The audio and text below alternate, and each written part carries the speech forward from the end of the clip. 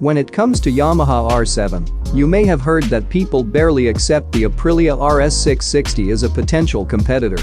They say it's expensive than R7. That is true, but I think it deserves a little more due diligence than that if you're considering buying one and want to know what are the true pros and cons of each bike. So let's start with the looks of these machines. We all want a motorcycle that looks gorgeous, you know, when you park your bike and you're walking away from it, and then you want to look back at it one more time to see how beautiful she is, or you want people to look at your bike and ask for a picture. Yeah, the R660 is that bike, and the R7 is not bad, but it's just like all the other sport bikes in the parking lot. The sound. Aprilia has somehow managed to make a parallel twin sound similar to a 1000cc V4 engine, especially at higher RPMs. The R7 sounds pretty much like the MT-07, which is fun for sure, but not as exotic. But then, that's our personal opinion. Now getting into the practical stuff. We do want the motorcycle to be comfortable to ride, and that is what both Yamaha and Aprilia claim to have done to these bikes. The R660 has much more adjustability in the rear suspension, so on paper, it could be more comfortable than the R7, but the ergonomics would be different for different riders, depending on your body structure, so I would suggest test riding, or at least, sitting on both bikes back to back, to determine which one feels more comfortable to you.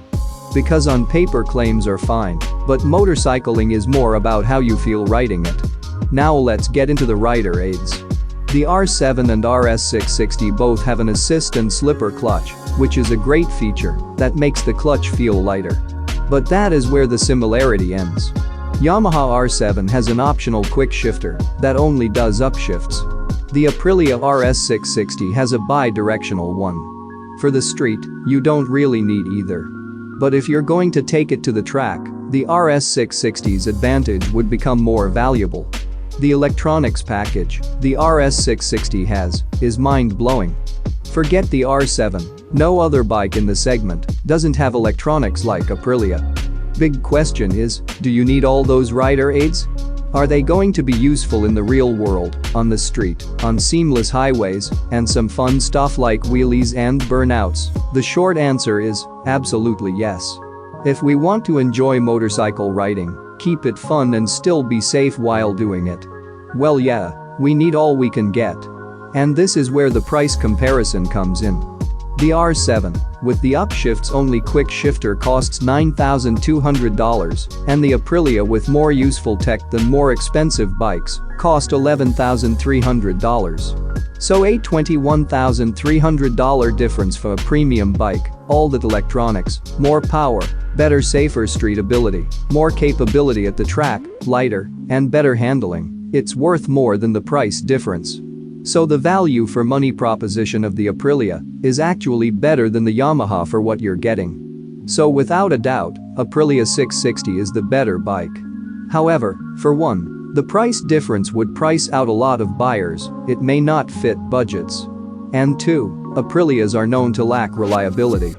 If you go to an Aprilia forum, lots of facts may change your mind. And number 3, when things do go wrong and you want after-sales support, Aprilia does not have enough service networks. So high service and parts cost is the bigger concern than the actual price of the bike itself.